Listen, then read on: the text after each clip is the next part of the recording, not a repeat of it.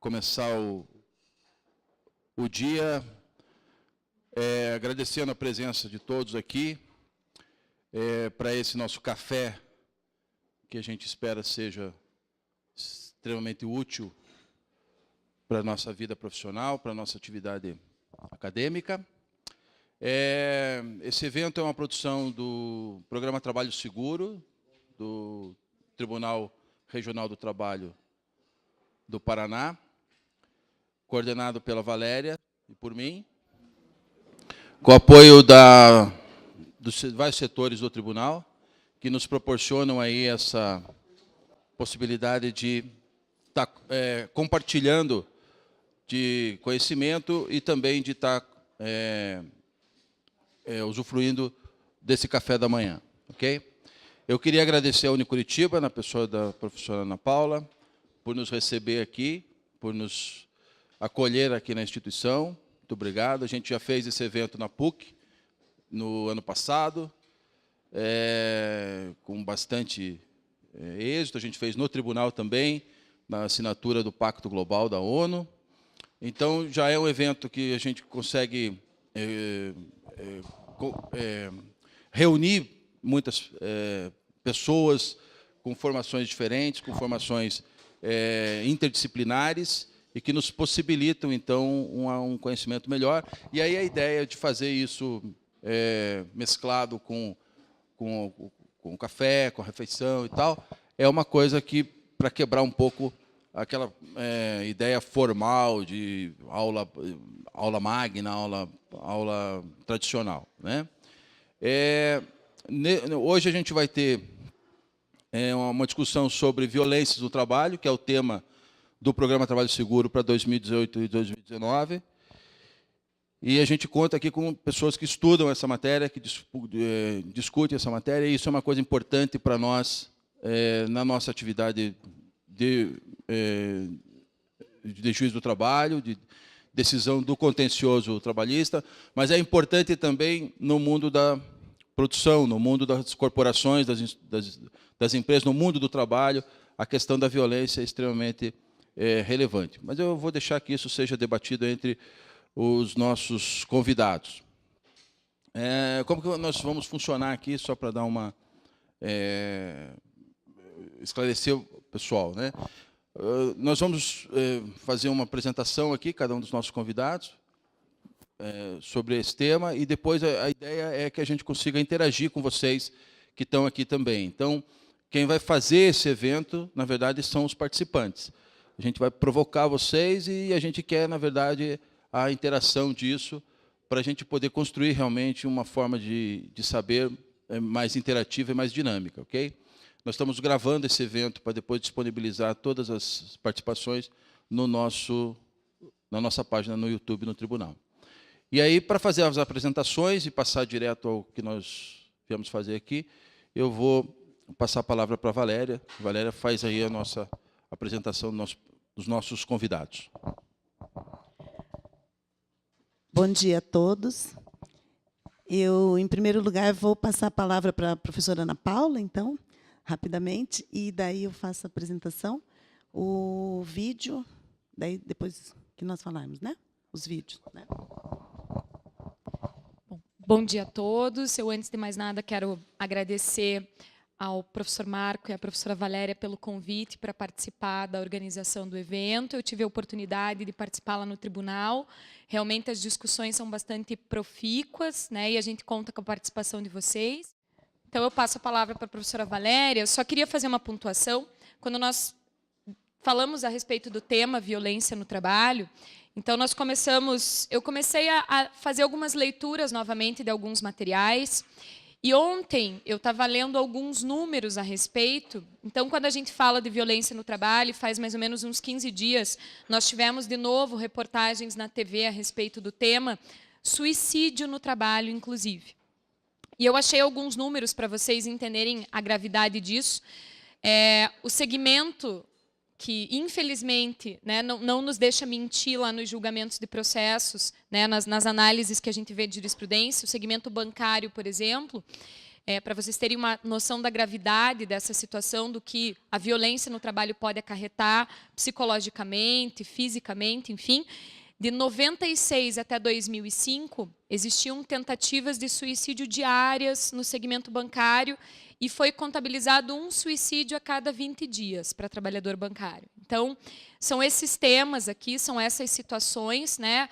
Com certeza, a fala dos expositores vai passar por tentar explicar e demonstrar para vocês o porquê que, infelizmente, a gente ainda vive isso num mercado de trabalho que a gente vê, né, sendo aí tão as novas tecnologias, as situações de produtividade, o que vem a acarretar ainda essas consequências tão nefastas para esse mercado de trabalho. Então, eu devolvo a palavra para a professora Valéria, agradecendo mais uma vez. Gente, o programa Trabalho Seguro, que nós deixamos as cartilhas para ter como uma apresentação, um passatempo, ele nasce dentro do Judiciário depois da reforma do Poder Judiciário, que veio através de uma emenda constitucional em 2004, a partir de 2005, e é uma reação, uma forma de chamar a atenção para que haja o trabalho, como sempre, mas que ele seja seguro. Então, desde 2011, que nós temos várias ações e várias atividades, e essa é uma parte dessas atividades, que visam a prevenção relativa ao acidente de trabalho e à doença ocupacional, e também o combate. Então, essa iniciativa de hoje tem esta finalidade, a gente poder estudar essa matéria. Bom dia. Com muita alegria que eu venho aqui falar para vocês por dois motivos importantes. O primeiro é, como a minha amiga Valéria mencionou, eu fiz mestrado aqui na Unicuritiba e a minha dissertação foi sobre o meio ambiente do trabalho. Então, é um tema que me é muito caro, adoro falar sobre isso, fico até à disposição para alguma discussão que seja mais profunda em relação a algum tópico particular do interesse dos senhores. Eu sou juíza desde 1998, anteriormente eu advogava, então, na Justiça do Trabalho, tenho uma experiência desde 1994.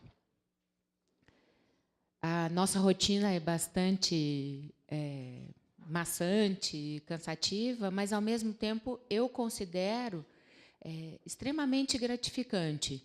E eu acho que é isso que mostra também ali no vídeo, né, essa questão de você conseguir adquirir uma qualidade de vida no trabalho para evitar exatamente o que a gente está discutindo, que é uma violência no trabalho, as síndromes de burnout e todas as outras doenças ocupacionais que a gente acaba estudando quando vai falar do meio ambiente do trabalho. Eu me propus aqui, em razão do tema ser extremamente vasto e complexo, a falar sobre uma parte introdutória, um conceito do meio ambiente do trabalho e a proteção legal do meio ambiente do trabalho na nossa legislação, a legislação aplicável aqui no Brasil. O meio ambiente do trabalho é definido como uma parcela do meio ambiente em geral. Claro que ele tem uma característica extremamente particular, que é o traço psicológico, justamente por envolver o humano, o trabalhador, especialmente como uma figura importante do meio ambiente do trabalho. O que é esse meio ambiente do trabalho como um conceito? É o local onde se desenvolvem as atividades do trabalhador, ou onde se desenvolve uma boa parte delas. Porque, dependendo da atividade, o trabalhador desenvolve num determinado espaço, como exemplo, um professor, ele tem a sala de aula como um espaço de trabalho, a universidade, onde ele desenvolve as suas atividades. Em contrapartida, existem outros trabalhadores que não têm um espaço de trabalho definido. Pode desenvolver internamente, externamente, perante clientes. E, atualmente, inclusive, como uma inovação da legislação, o teletrabalho, quer dizer, não é uma inovação fática, porque a gente já conhece isso há bastante tempo, mas foi inserida agora pela reforma trabalhista na CLT, a previsão. Para Raimundo Simão de Mello, que é um professor que é inevitável a gente falar dele quando a gente fala do Meio Ambiente e do Trabalho, ele diz que o Brasil é um dos países mais desenvolvidos do mundo em termos de legislação ambiental e também no aspecto do meio ambiente e do trabalho. Agora, existe um paradoxo aí, porque, embora seja um país que tem uma boa legislação em relação ao meio ambiente e do trabalho, é um país que está em 4º lugar em número de acidentes e doenças profissionais registrados num ranking mundial. Ou seja, à frente de número enorme de países que a gente imaginaria que não estariam em uma situação tão precária, exatamente. Eu separei aqui a legislação, trazendo em primeira importância a Constituição de 1998, que foi importantíssima para destacar, para garantir ao trabalhador um meio ambiente do trabalho saudável e seguro, quando prevê no seu artigo 5º, e esse é o fundamento para se dizer que o direito a um trabalho seguro e saudável é uma das garantias fundamentais, né, previstas na Constituição. Pelo artigo 5º, o caput diz que todos são iguais perante a lei, sem distinção de qualquer natureza, garantindo aos brasileiros e aos estrangeiros residentes no país a inviolabilidade do direito à vida, à liberdade, à igualdade, à segurança e à propriedade. Ou seja, o direito à vida e à segurança, de uma forma mais ampla, prevista no artigo 5º, garantindo a integridade física do trabalhador e garantindo a segurança no ambiente de trabalho. Em nível internacional, a OIT tem uma atuação extremamente importante na uniformização de algumas condições em relação aos diversos países do mundo. Eu tive a oportunidade de conhecer a OIT e a gente observa que lá transitam pessoas dos mais diversos países do mundo, ou seja, países em que tem um desenvolvimento importante, que já são muito evoluídos em relação às condições dos trabalhadores, ao lado de países, vamos dizer, como a Índia, que tem condições extremamente precárias, condições que nós vemos bastante distantes, né, de uma realidade de um país de primeiro mundo. Então, lá são discutidas normas para que exista uma uniformização ou uma tentativa de uniformização em relação à proteção do meio ambiente e do trabalho. Eu até indico aqui algumas convenções que são das mais importantes da OIT sobre o meio ambiente do trabalho. No meu ponto de vista, a 148 e a 155, mas, além dessas, outras várias. Como eu disse, o tempo aqui é curto, mas, eventualmente, se for do interesse dos senhores, eu tenho um material interessante sobre essa questão da OIT também. O artigo principal importante da Convenção 155 da CLT, da OIT, é o artigo 4º da Convenção número 155, que diz que estabelece reduzir ao mínimo, né, como uma norma internacional, reduzir ao mínimo, à medida que for razoável e possível, as causas dos riscos inerentes ao meio ambiente do trabalho. Por isso que eu destaco ali como uma convenção importante. O que é uma redução desejável, nesse ponto de vista, né, dessa previsão? É a eliminação total dos riscos da atividade. Então, essa é o desejável. O que seria aceitável? Uma neutralização. Ou seja, em algumas atividades é impossível você eliminar o risco. Nessas atividades, você tem que neutralizar ou diminuir ao mínimo possível e aceitável, como é o conceito ali da Convenção. O STF reconheceu, por que eu estou destacando especialmente essas normas internacionais? O STF reconheceu que os preceitos internacionais ratificados pelo Brasil são equiparados a uma norma supralegal. Então, ele tem uma validade, digamos, na hierarquia das leis, superior, inclusive, à previsão da CLT. Por isso que eu trago como uma norma importante que nós temos que considerar para o nosso estudo da hierarquia das leis, especialmente em relação ao meio ambiente do trabalho. A CLT, como todos sabem, estabelece garantias mínimas em relação às condições de trabalho.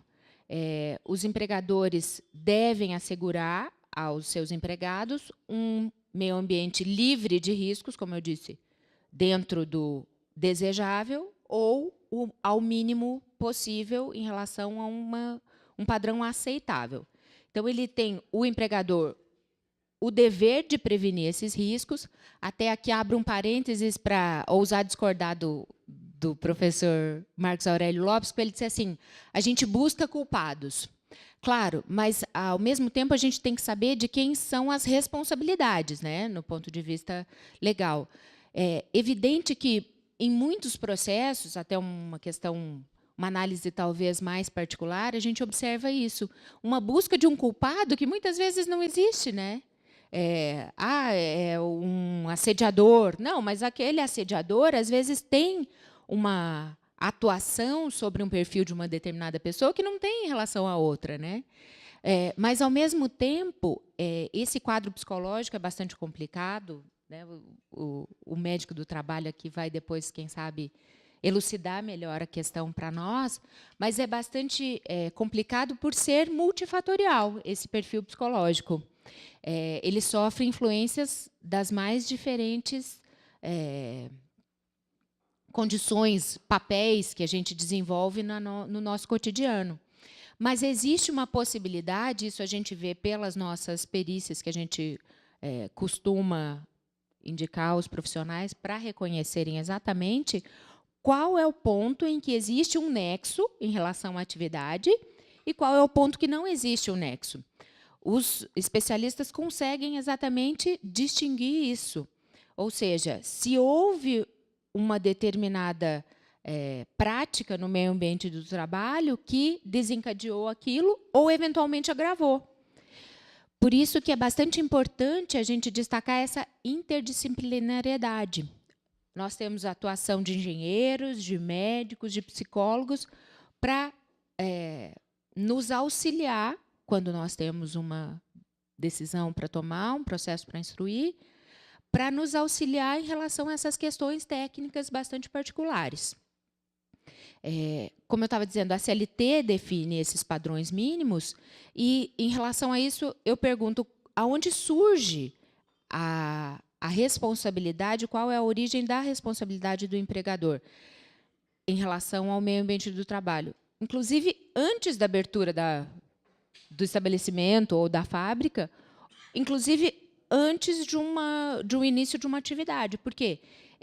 Para uma aprovação de um estabelecimento, existe uma legislação grande que prevê as condições mínimas de segurança para aquele desenvolvimento.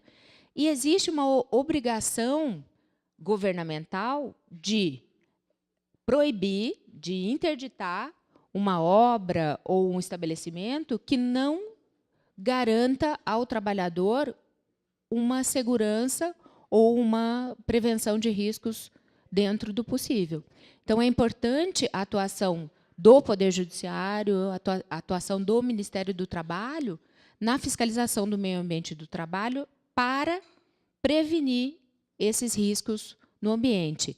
Então, é importante dizer que, antes mesmo de iniciar o empreendimento, o empregador já tem que ter a cautela, hoje em dia de uma forma muito mais desenvolvida, como os senhores viram, né, ali na estrutura das empresas, as empresas que têm atenção ao trabalhador, às condições de trabalho, ela já procura destacar a importância de uma ginástica laboral, especialmente num ambiente como a gente viu ali do Hospital Pequeno Príncipe, em que existe um desgaste emocional das pessoas que cuidam ali de crianças com doenças extremamente graves, né? Crianças internadas ali há bastante tempo. Então, você vê aquilo é realmente uma situação desgastante para o ser humano. E daí a importância ali que a trabalhadora destacou, né? De dar uma saidinha, fazer uma ginástica laboral, durante a ginástica laboral, interagir ali com os colegas, isso é bastante importante. Eu sou fã do Christophe Dejoux, que, ao passo que ele trata das doenças, trata do suicídio do trabalho, ele também fala sobre a qualidade de vida no trabalho, né? Que é essa contrapartida a esse trabalho opressivo. Ele diz o seguinte, que você vive, às vezes, muito mais tempo dentro do teu ambiente do trabalho do que convivendo com a tua família. Então, se você faz daquele ambiente do trabalho o melhor possível, você consegue ter uma qualidade de vida muito, muito maior. Ele mencionava que, quando dava plantão no hospital, ele dizia o seguinte: aquelas pessoas ali passaram, às vezes, Natal, Ano Novo comigo, outras festas, em razão da necessidade de trabalho, porque ele estava ali de plantão. Ele falou: por que a gente não imagina aquilo como realmente uma parte da tua família, né? São pessoas que convivem com você, e quando você encara dessa forma, tudo fica muito mais leve, né? Você passar ali um feriado trabalhando numa noite, que muitas vezes acontece bastante eventos de acidentes no meio da rua, que o médico tem que estar ali à disposição, trabalhando. Se ele tem uma boa amizade com os outros médicos, os enfermeiros, com as pessoas que estão trabalhando junto, aquilo fica muito mais leve, né? Então, é isso que ele destaca, que se você consegue mudar o teu ponto de vista e dar importância para essas questões, claro, cada vez mais particulares em relação a cada trabalho, porque tem muita gente que também trabalha sozinho. Então, talvez por isso seja também tão interessante a gente estudar essas questões, porque são diferentes em relação a cada atividade, né? Eu acho bastante interessante, talvez por causa disso. Agora, como uma última, nos meus últimos minutos aqui, eu queria trazer destaque sobre as últimas alterações legislativas, que o ano passado balançaram as estruturas todas, né? A gente chegou a ficar preocupado com os professores de direito do trabalho, né? Como é que eu vou ensinar princípio, como é que eu vou ensinar as questões mais básicas de direito do trabalho diante da alteração que foi tão importante, né? Tão impactante para a gente. Então, das últimas alterações, eu trago a previsão da questão do meio ambiente do trabalho na Lei de Terceirização, a Lei 13.429, de 31 de março de 2017, que no artigo 1º, referindo-se à alteração da Lei 6.019, de 74, que é sobre o trabalho temporário, que no parágrafo 1º do artigo 9º, passa a ter a redação de que é responsabilidade da empresa contratante garantir as condições de segurança, higiene e salubridade dos trabalhadores quando o trabalho for realizado em suas dependências ou em local por ela designado.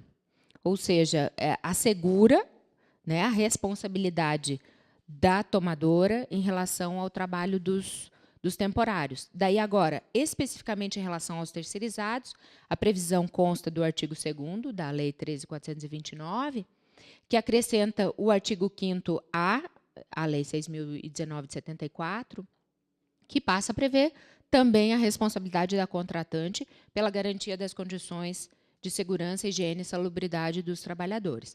Isso é importante porque a gente observa na Justiça do Trabalho um sem número de empresas prestadoras de serviço, né, intermediadoras de mão de obra, que desaparecem do dia para a noite, o trabalhador não consegue nem a baixa do contrato, quem dirá receber verbas trabalhistas ou as garantias mínimas. E uma empresa grande que terceiriza algumas atividades ou que contrata de uma forma temporária, agora prevista na legislação, porque antes nós tínhamos apenas uma súmula, né, em relação à questão da terceirização, agora, especificamente, existe essa previsão dessa responsabilidade da empresa contratante. Bom, em ambos os casos, seja em relação aos temporários ou aos terceirizados, a contratante fica subsidiariamente responsável, agora previsto legalmente, pelas obrigações trabalhistas, né, em relação ao pagamento de eventuais débitos trabalhistas que ainda tenham ficado pendentes caso seja declarada a insolvência ou, eventualmente, não localizada a empresa que prestou o serviço. Na Lei da Reforma Trabalhista, a Lei 13.467, de 3 de julho de 2017, que entrou em vigor em 11 de novembro de 2017, existe uma previsão específica em relação ao teletrabalho, né? Como eu disse, existe muita prestação de serviço de uma forma remota, a partir, muitas vezes, da própria residência ou de onde o empregado optar por ter essa atividade. existe a previsão expressa da obrigação do empregador de instrução desses empregados em relação às condições de trabalho, para evitar doenças e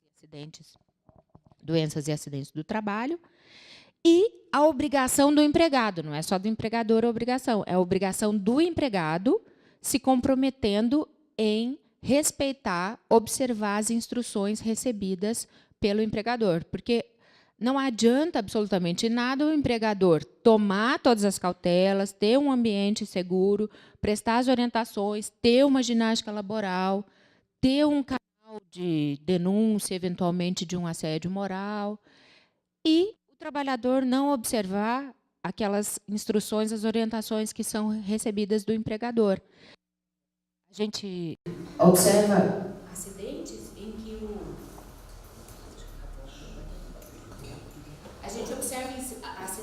que a culpa do trabalhador é evidente naquela situação. Então, você tem como uma responsabilidade de mesmo nível, no meu ponto de vista, do empregado de observar aquelas orientações que ele recebe. Então, ele tem essa responsabilidade de observar essas orientações para realmente preservar a saúde e a segurança no ambiente do trabalho. Então, para eu não tomar o tempo aqui dos colegas, fico à disposição. Eu trabalho na 2ª Vara do Trabalho aqui de Curitiba. Se quiserem me procurar, eu estou sempre bastante disposta a discutir essas questões que são muito caras para mim. Ok? Obrigada pela oportunidade.